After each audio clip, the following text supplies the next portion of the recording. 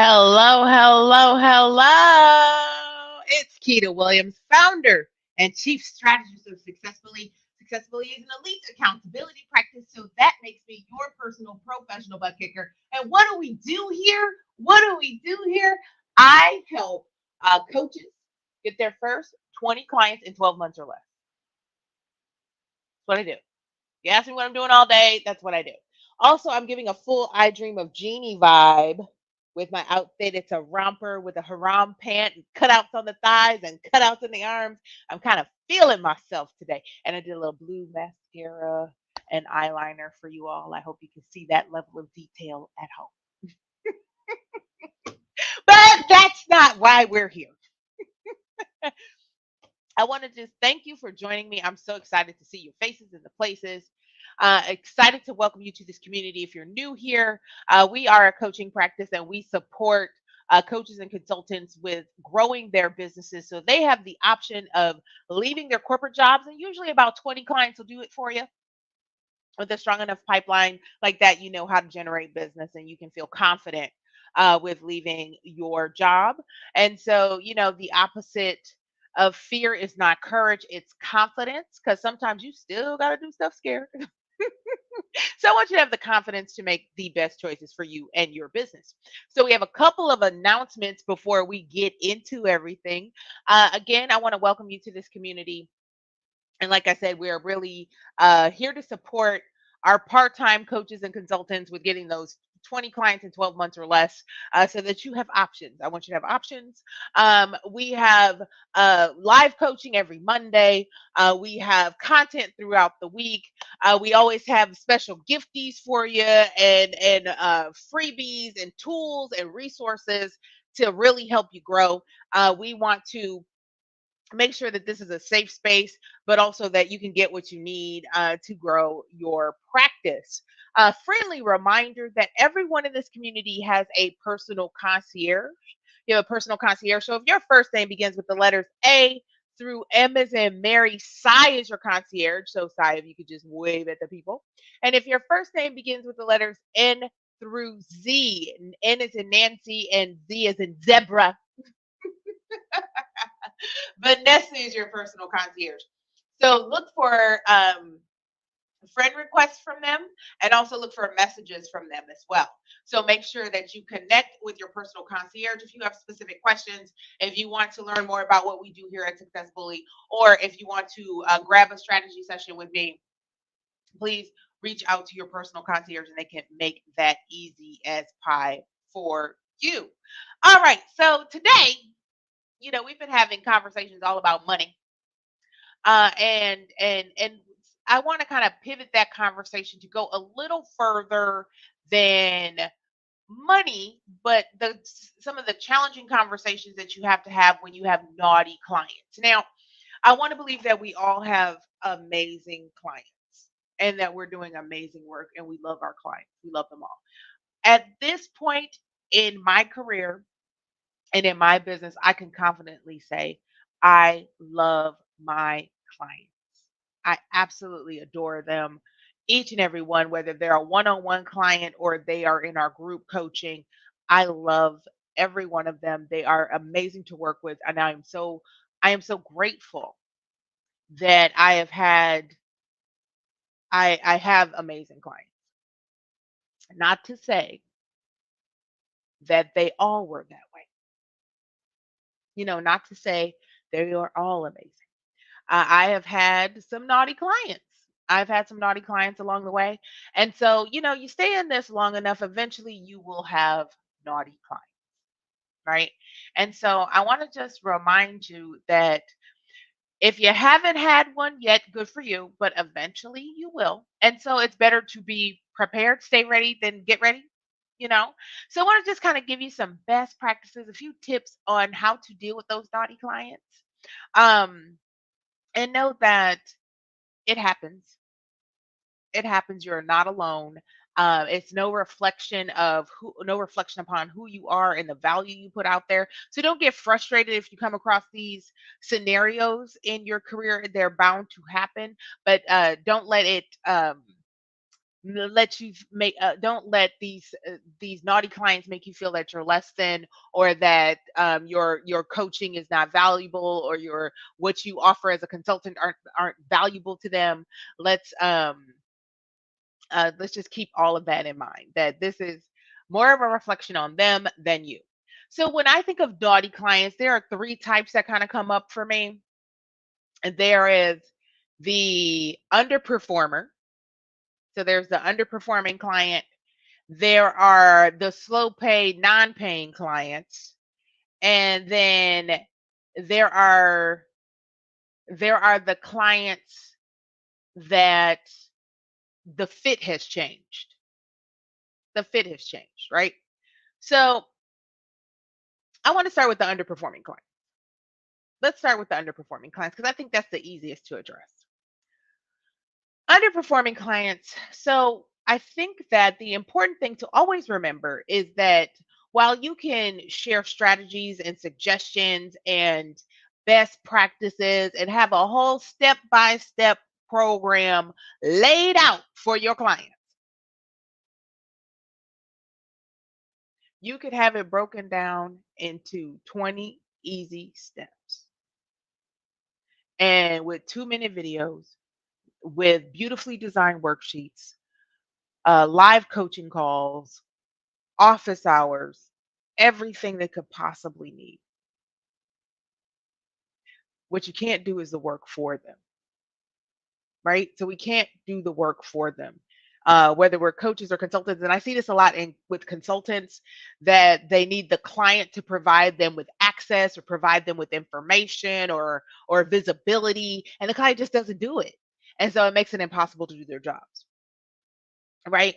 And so there's that underperformance, um, a lack of commitment. And I want to say, I should have teed this up, that with each of these conversations, these naughty clients, the first thing to consider is to deal with compassion and clarity. Compassion and clarity. And the reason why I say this is that we are all people, and life has a way of lifing, right? Life has a way of lifing. And so, like, um, you don't know what the other person is experiencing, or what could be the challenges they're up against, or what they might their their tendencies to self-sabotage. You may not have all the context, and it's not our place as a coach or consultant to judge, right? So we have to approach these conversations with compassion and clarity. Try not to beat around the bush. Try not to beat around the bush. And so when it comes to the underperforming client, I think it's important to call it out. Just say, "Hey, we've had these calls in the last few weeks, you know, the last few weeks, I've noticed this." And I suggest revisit your agreements and goals, and really what you set out at when we started working together. When we started working together, this is what we hoped we would accomplish. This is what we hope we would accomplish with one another. And what I'm seeing is the last couple weeks, this is what I'm seeing. And allow them to share more insight. See if there are other challenges that have come up. Like recently, we had something where one of our clients became a caregiver to their aging parent, and it was more than what they thought it was going to be in terms of just time investment and emotional capital and physicality and all of that comes with being a caregiver. And so progress had to slow somewhere, you know. And but with that conversation, I say, well, you can't quit completely. Let's just slow it down and make it more manageable. Because quitting completely, then you have to start all over. Because like this is all temporary, and when you get the support you need and other things in place, you'll be back. You'll have the bandwidth. So offer options. So offer options. Maybe we slow it down, or maybe we pause for a few weeks, but be really clear about the next steps. And I think that the important thing with the underperforming client is to operate in integrity. So um, We made these agreements with one another, and let's get back into integrity with one another. Let's get back into integrity. So we agreed that we were going to work on these key areas, and these were the actions we were going to take every week. Um, let's agree. Let's agree that this is what we're going to do. Let's get back into integrity. Let's get back in alignment with one another, right? I think that and this is another side point, is to take really great notes. Because I think that there's a tendency, depending on the archetype, their personality type, that they may blame you for their lack of results, right? And so that's why we want to have great tracking systems and really great notes and follow up. We want to send a follow up email after every call with what we said we were going to do, and we're going to check in between calls, depending on your call cadence, right? So you want to be really clear, so that if you have to have a difficult, if you have to take the conversation further, to going your separate ways, that you have documentation that shows, hey, week over week, this is what we decided. Week over week, there was no forward motion. Without that forward motion, you're not going to get the results you're looking for, right? So we just want to, again, compassion, keep copious notes, but offer options, and try to get back in alignment, right? Because sometimes with high performers, when there may be too much on their plate, and there's usually an explanation that you can work around. All right, so that's underperformance, and hopefully that doesn't happen. But I often find, like in group coaching, that people sign up for stuff and then you know don't give it their all, and so they have a lackluster experience because they're not taking action. I think one-on-one coaching is less likely that it will happen, but I have seen it happen before. So let's talk about the slow payment, non-pay, no payment client. Let's talk about that naughty client, the naughty client that doesn't pay their bills on time. So my suggestion here, again, compassion and clarity. Compassion and clarity. Normally, and I'm going to say this, I want you to take what you can from this. When finances go askew and your clients are struggling financially, that's when they need their coach the most. When things go topsy turvy, and we saw a lot of this, we right after when the world went topsy turvy in March of 2020, we had a lot of clients that press pause, that we continue press pause paying, but that we continued to work with because we knew they needed us, right? They needed a strategy, and they needed a clear head. They needed somebody that was a neutral third party to offer insights.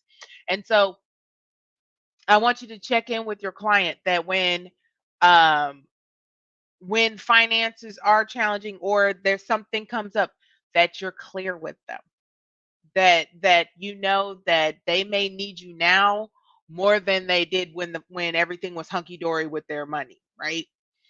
So assume the best. Assume the best. Assume that they're not trying to avoid you. Assume that they're not being malicious. Assume that they're not prioritizing it. Assume the best. And then offer a few options. I think, again, having that very clear conversation, like, hey, we are out of integrity with one another. When we decided to work with one another, and you have this in writing because you should have a service agreement, when we decided that we were going to work with one another, we agreed to this service at this price point. Now we are out of agreement with one another. We are out of agreement, and I want to ask you to operate in integrity, and let's figure out what we can do to get back in agreement with one another, right? That we get back in alignment, right? Because if you didn't pay your light bill, you didn't pay your cell phone bill, they cut off your service, right? Now we don't want to. I don't start with that, but it is an option at some point that you cannot continue to work for free. And so, what I suggest in this case, when you're having that conversation, Agree to a timeline because you can change their payment time. You can change their due dates. You can um, suggest a pause. You can suggest pausing. You could suggest scholarshiping. I'll scholarship you this month, and then you got to get back on it next month. So there are a number of different things that you can do. You can do. Um, Definitely document whatever agreement you reach. And if something changes for them, you ask them to communicate with you to be transparent in their communication if their finances don't get better or they're struggling to get back on track to have that conversation with you before the due date, the agreed upon due date, not wait until it's due and then they have a problem, right? And so I would suggest that, and um try not to let things go beyond past due 30 days. Try not to let it get past 30 days because then it just becomes more difficult to collect, right? So if someone is in a hole and and you let them get to 3 months in the hole, it's highly unlikely you're going to get that money, right? And so you got to kind of make peace that you may never get paid for it, right? But I think it's worth having that compassionate, clear conversation, try to get next steps, and it's okay. It's okay to say, "Hey, do we need to revisit this?" It's okay to press pause, right? But remember, they may need you right now. They may need you right now, and there may be a single piece of advice that you can give them that can right the ship, right? So don't be too hasty to kick them off your roster or to quit working with them. I think for our consultants, you should have payment terms. I know we have a cancellation clause in our agreement, but in terms of how much notice they need to give you to cancel, I think for our consultants a little more. They need to give you 30 days or whatever. You need a little more runway, but be direct. Um, ask them if the situation has changed. If you have a conversation and you say they say they're going to pay in 2 weeks, you don't hear anything from them. You could just simply say, "Hey, just checking in to see if your situation isn't changed or improved." Um, and I think that we all have to be okay with, we got into this space to help, to serve, to change people's lives and to impact their lives. When the way you show up for your clients when they are in crisis, whether that is, life changed, money changed, they're sick, their family members are sick. The way you show up in crisis says a lot about your character, and it says a lot about what you have to offer the world. And I try to treat my clients how I want to be treated. So kind, compassionate, with clarity, and giving them clear options, right? As I think that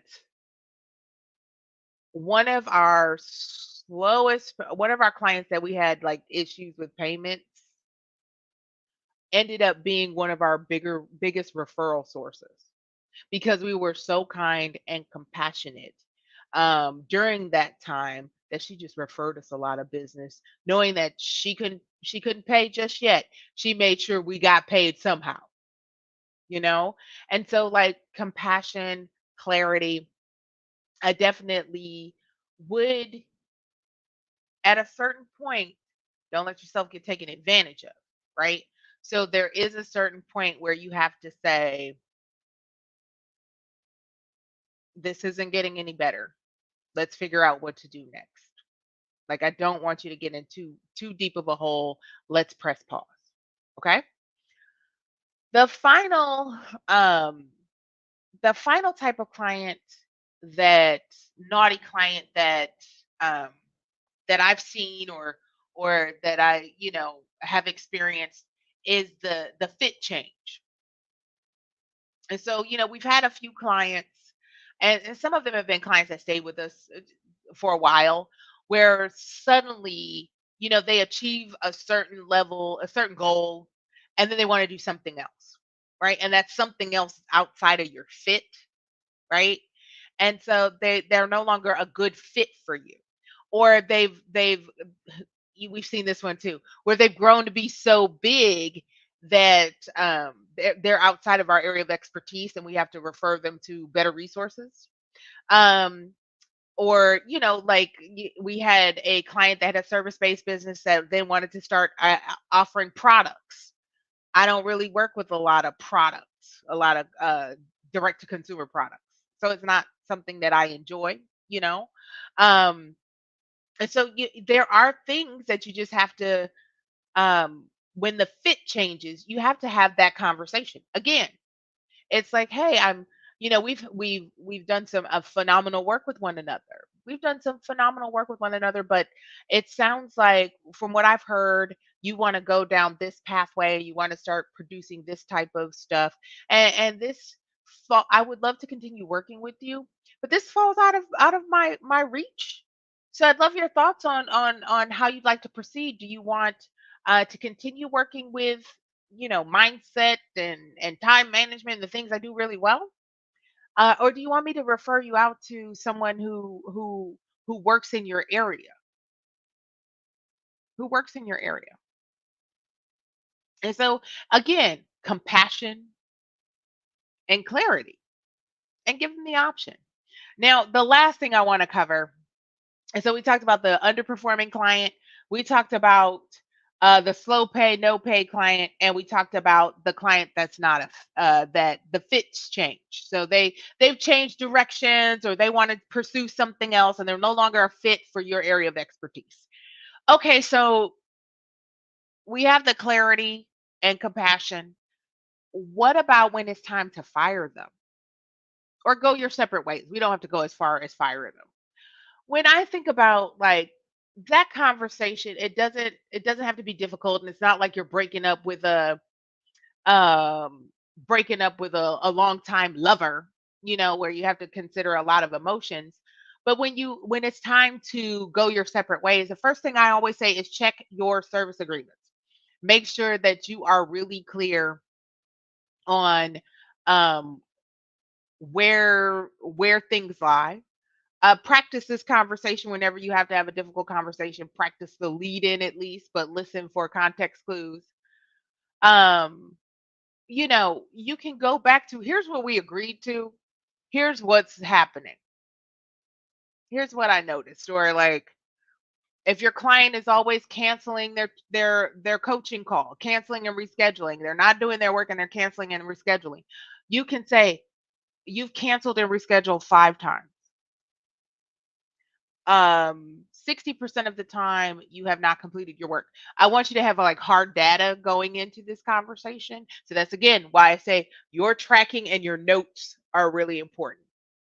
And clearly state, you know, we've kind of come to a place where um we're not moving forward. We're not seeing forward motion for you. And I want to know how I can best support you. How can I best support you? And you want to kind of lead them down the pathway that it's a mutual decision, but they're actually driving the final say. That here are some options. Here are some options. We could go do a 30-day notice. We could put ourselves on a 30-day action plan where, like, the next 30 days we're going to step up our efforts and see if we can shake things up a little bit. Or you could say, here are I'd like to see your thoughts on next steps by this date. And this is gentle. Try to be gentle. Again, compassionate and clear. So it's a mutual decision, but it's driven by their choice. So we can both decide that this is not working. They have to decide um, what's next. So is it, let's do a 30-day action plan, or let's press pause, or let's go our separate ways. And so that compassion and clarity. I will say that if you're at a place where they have an outstanding balance, right? As an outstanding balance, and they want to, it's time to go separate directions, be okay with never receiving that money. Be okay with it. Now, you can follow up if you want to. I don't discourage that, But more than likely, if somebody chooses to leave and they have an outstanding balance with you, they are highly unlikely to pay it, right? So we just got to be okay with it. We just got to be okay with um, loving them where they are and knowing that, whatever's going on in their life is not your fault. That's no reflection of you as a coach. We know that coaching is only as good as the action that is taken, right? It's only as good as the action that is taken. And so we can do a lot of things. We can offer a lot of strategy, a lot of insights, a lot of a well thought out program that breaks things down into chronological order. But the reality is, it's up to them to take the action. All right. So that was my kind of thoughts on and dealing with the three types of naughty clients. So the underperformer, the low pay, the slow pay, no pay, and of course the fit change, the fit change. So like I never want to leave this broadcast without offering you the opportunity to book a strategy session with me. If you are having any experiences with a naughty client right now and you'd like to practice one of these conversations or you'd like some insight on how to handle it, you are more than welcome to reach out and book a strategy session. I have been there, done that. I had a client that owed me over $20,000 at one point, and that was a really uncomfortable conversation, right? Especially because I was, covering expenses. Um, so it can be done, and it can be done, like I said, with compassion and clarity. And so if you find yourself in a place like that where you have the underperforming or the slow pay, not no pay client or the fit change, reach out. I'm happy to talk you through how to have those conversations and give you a little more insight. We can get a little more customized to what you're experiencing. Or if you are kind of stuck in your own business, you want a few tips to get yourself unstuck, or you just simply want to hear more about working with our team, book a strategy session, and you can do that at successbully.com/call. You also keep an eye out for messages and friend requests from your concierge. Again, you can book through the link or you can book through your concierge if your first name begins with the letters A through M. Sai is your concierge. If your first name begins with the letters N as in Nancy through Z, Vanessa is your concierge. So I look forward to talking with each one of you very, very soon. Have a great rest of the day, and let's get after it.